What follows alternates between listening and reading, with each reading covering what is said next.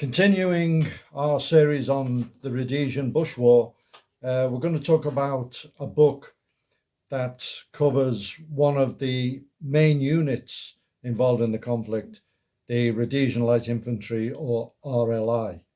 And it's this book,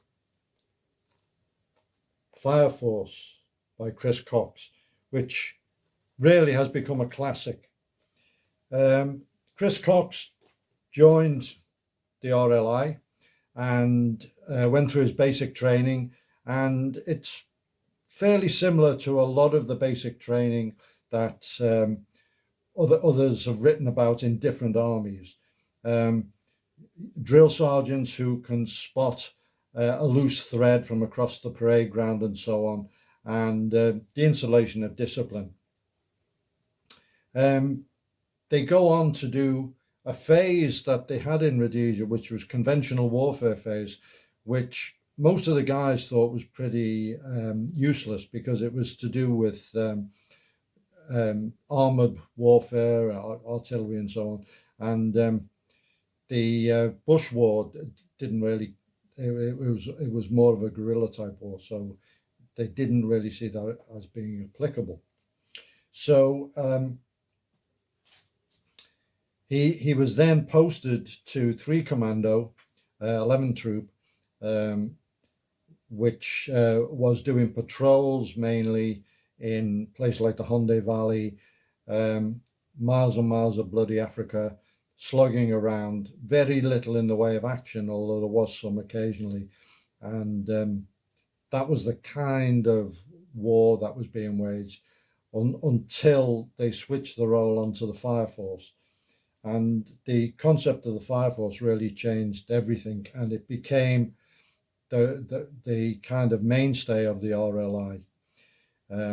So at the time in the mid-70s, there wasn't really much action for the military units in other parts of the world. Vietnam had finished, so the Americans weren't doing a great deal. In the UK, we had Northern Ireland.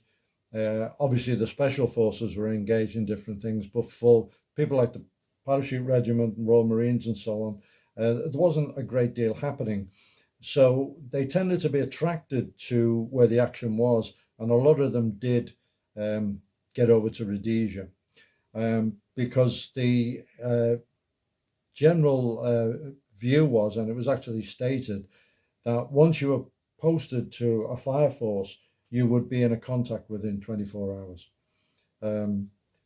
Now, these days with Iran and Afghanistan, that doesn't seem out of the ordinary, but back then it wasn't a lot of action. And the fire forces did see a lot of action. The fire force concept was basically what the Rhodesians did was they established forward airfields in many, many areas of Rhodesia. And these initially were a helicopter landing site and accommodation for both the air crews and the infantry. So that was the requirement. And it was a heliborne operation. Terrorists would be spotted somewhere, sometimes by a Salute Scout call sign, and the fire force would be scrambled. And the fire force would typically consist of a K-car helicopter and 3 or 4 G-car helicopters. The K-car was the command car, and it was armed with a 20mm cannon. And the Fire Force commander flew in that next to the pilot. And the pilot was in charge of the air side of the operations, controlling where the air assets were, which included fixed wings that would be brought in. And the Fire Force commander would position the troops on the ground. The G-cars were equipped with GPMGs, machine guns, and a stick of 4 infantry. And they would go off and they would do a vertical envelopment of the terrorist group and close in. And in usually very dense bush would come into contact. And it was very, very successful. And particularly the RLI, they were the ones who were renowned. And these guys were going to war wearing shorts, and for footwear, they'd be either wearing hockey boots or feldschoen. So very, very casually dressed. And the outside image was that it was a little bit ad hoc, but the amount of very, very fast planning and briefing that took place just before they would deploy and also in the air required a lot of skill. And the guys involved in leadership positions in the Fireforce were really, really good at the job. In 1977, Chris Cox and the RLI started being trained in the parachute role. Originally, this was the province of the SAS, but they decided to widen it out, and the RLI as a whole had four commandos, 1, 2, 3, and support, and they were all trained in para role. And their job then, they took off just after the helis, and the Dakota, it was the old Dakota aircraft from World War II, would en route would overtake the helicopter formation and drop at the far side of the contact and form a sweep line. So quite often these guys would be dropping into contact, sometimes several times a day.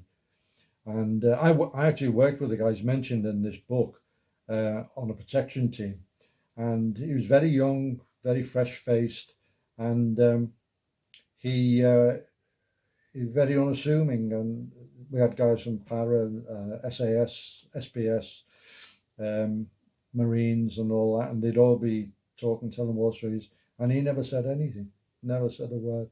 And I knew for a fact he'd been in a lot of action, parachuting into contact and so on, but just didn't talk about it. Quite a lot of characters in the book. There's a former British parachute regiment sergeant in 11 Commando, Bob Smith, and his claim to fame was that, although he was an excellent soldier in the bush, he used to wear this woolly cap, and he used to have all sorts of bits of feathers and a cat's tail also sewn to it, and he would use it for all sorts of things, including cleaning his mess tins, which, seeing as most of his meals were curry, you can imagine the state of this headgear, particularly after an extended period in the bush. So the RLI did attract lots and lots of characters. The story of the RLI really does deserve to be told. I will be talking about another book about the RLI later on, but they were renowned. They were mainly quite young guys, and they did a fantastic job. So, as I said in the introduction, Fireforce is a classic of the war.